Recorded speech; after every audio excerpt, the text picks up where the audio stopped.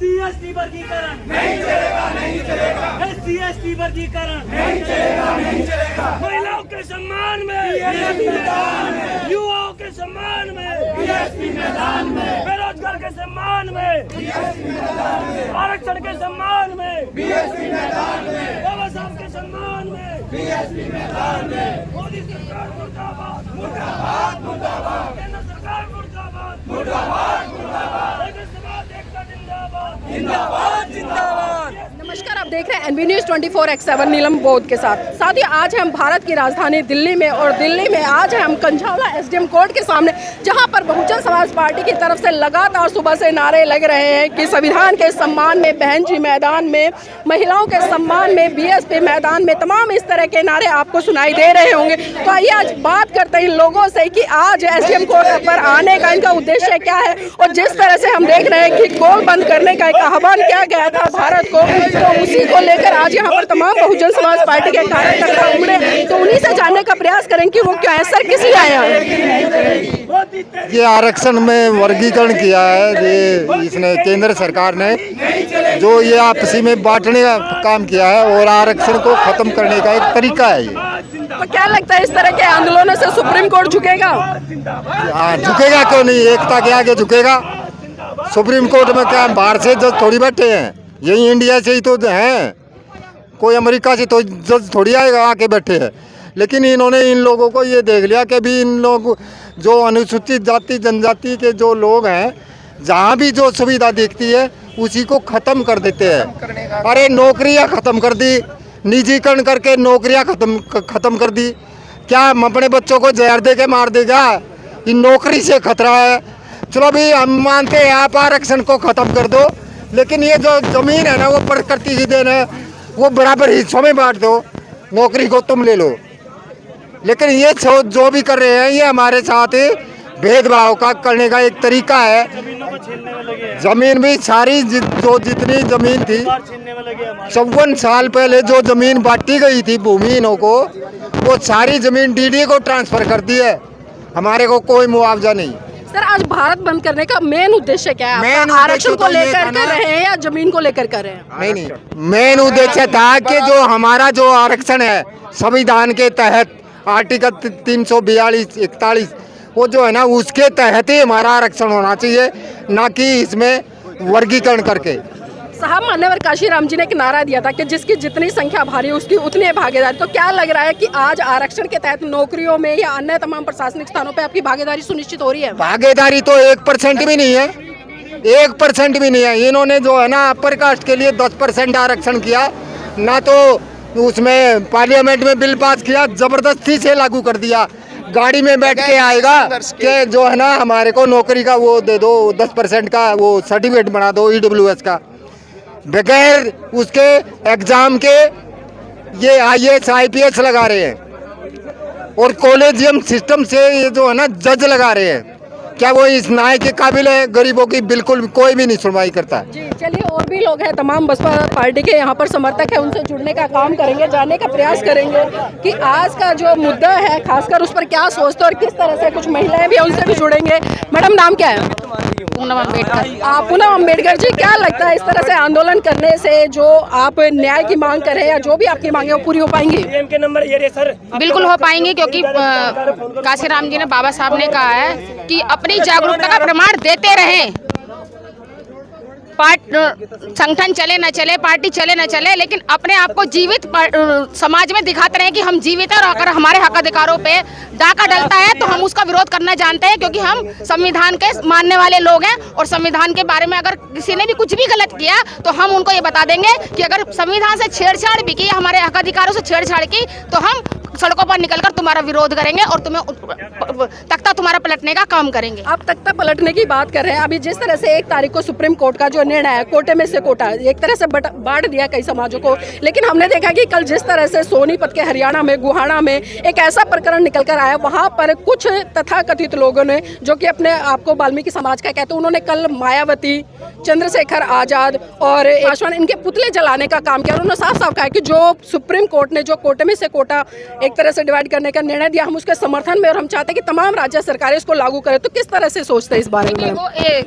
सीधे सीधे संविधान का विरोध कर रहे हैं, क्योंकि बाबा साहब ने संविधान में उनको हमारे ही बराबर के अधिकार दिए हैं, हमारे भाइयों के साथ जोड़ने का काम किया था, लेकिन अब वो अलग हटना चाहते हैं। यानी कि वो बाबा साहब से भी गद्दारी करने का काम कर रहे हैं। हम लोगों से, अपने भाइयों से तो गद्दारी कर रहे हैं, वो संविधान से भी गद्दारी कर रहे हैं, बाबा साहब को भी से भी गद्दारी कर रहे हैं। खैर, बाबा साहब को तो बहुत कम मानते हैं, मैंने देखा है उन लोगों को, कभी उनके घरों में बाबा साहब की एक फोटो भी नहीं मिलती। बाबा साहब को तो क्या मानेंगे।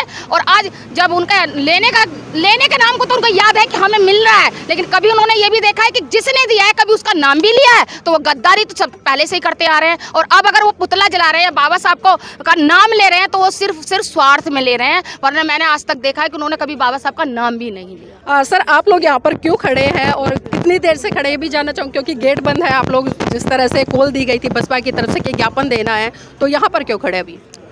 यहाँ खड़े होने का मकसद ये है कि यहाँ अपनी उपस्थिति दर्ज कराएं। ये बहुजन समाज की लड़ाई है।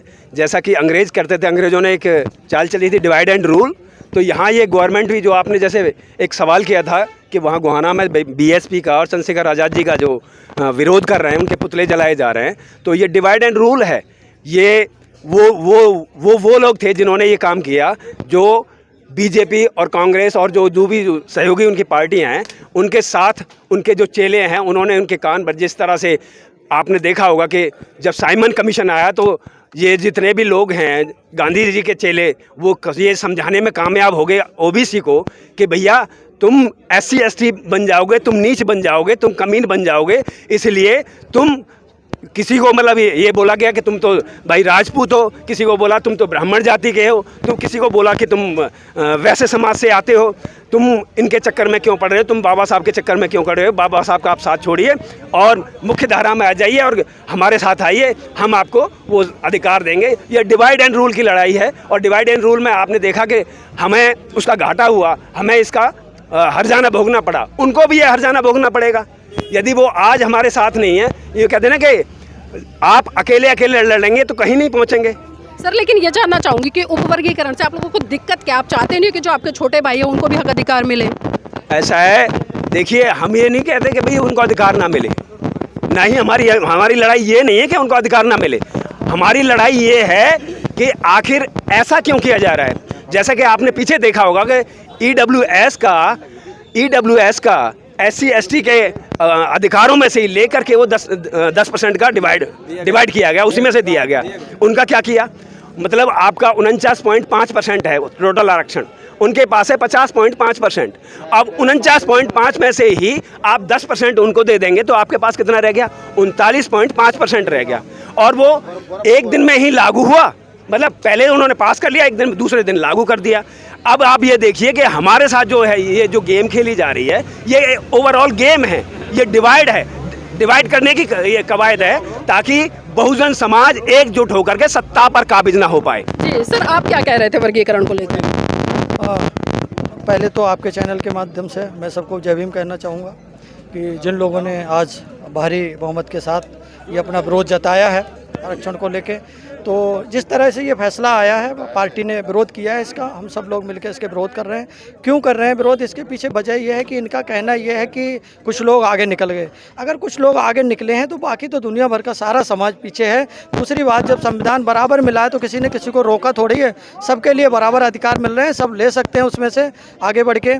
दूसरी एक और बात यह है कि ये बात समझना बहुत ज़रूरी है कि रिजर्वेशन या जो आरक्षण है ये दिया क्यों गया था। ये कोई आर्थिक आधार पे आरक्षण नहीं दिया गया था। आरक्षण देने की वजह ये थी कि जिन लोगों के साथ छुआछूत भेदभाव, जातिगत भेदभाव जिन लोगों के साथ होता है, जिन्होंने अपमान सहा है, जो आज भी सह रहे हैं, ये बड़ी बात है कि ये भेदभाव और अपमान, जातिगत जो भेदभाव है वो ये समाज आज भी सह रहा है। पूरा का पूरा जो SC ST समाज है, ये जो बहुजन समाज जिसको कहा जाता है, वो आज भी जातिगत भेदभाव आज भी सह रहा है। जब जातिगत के आधार पर ये रिजर्वेशन दिया गया था, बाबा साहब ने इसको आधार मानते हुए रिजर्वेशन की व्यवस्था की गई थी, तो इसको आज आर्थिक के रूप में क्यों कहा जाता है। तो अगर आर्थिक कुछ लोग अगर कुछ आगे निकले भी हैं तो हम ये कभी भी नहीं कह रहे हैं कि जो निकले हैं चलो ठीक है, बाकी लोगों को उठाया जाए, आगे बढ़ाया जाए, अच्छी बात है। लेकिन ये जो षड्यंत्र रचा जा रहा है, ये इन लोगों की जो मनुवादी व्यवस्था के लोग हैं, इन लोगों की मिली-जुली प्लानिंग के साथ ये षड्यंत्र किया जा रहा है। इसमें हमारे खुद के जो लोग हैं, अपने कुछ लोग हैं जो समाज के जो जागरूक नहीं हैं, वो इसमें इनके चंगुल में आ रहे हैं, इनके बहकावे में आकर ये अपना नुकसान कर रहे हैं। मैं ऐसी उम्मीद करता हूँ आने वाले समय में इन लोगों को समझ आएगा और अपनी आंखें खुलेंगी, और आंखें खुलने के बाद जिस एक कड़ी में जो सब लोग खड़े हुए हैं, उसी में ये सब लोग भी खड़े होंगे और अपना जो हक अधिकार हैं उनको लेके रहेंगे। जी बहुत बहुत धन्यवाद सर हमारे साथ जुड़ने के लिए। और देखिए, इस तरह से हमने यहाँ पर बात की तमाम बसपा कार्यकर्ताओं की तरफ से निकल कर आया कि बहन जी के आह्वान पर आज जिस तरह से शांतिपूर्ण तरीके से, अनुशासित तरीके से आज भारत को बंद करने का आह्वान किया था, और उसी कड़ी में बहुजन समाज पार्टी के तमाम कार्यकर्ता उत्तर पश्चिमी जो लोकसभा सीट है वो कंझावला यहाँ एसडीएम के पास में पहुंचे ज्ञापन देने के लिए। अब देखना ये है कि सुप्रीम कोर्ट ने जो निर्णय दिया था SC/ST आरक्षण को लेकर, कोटे में से कोटे का बंटवारा, क्या वो वापस होता है या नहीं होता है। साथियों बने रहिएगा, और मैं चाहूँगी आप इस वीडियो को लाइक करें, शेयर करें और कमेंट के माध्यम से बताएं कि आज के इस आंदोलन की खूबसूरती को आप किस तरह से देखते हैं।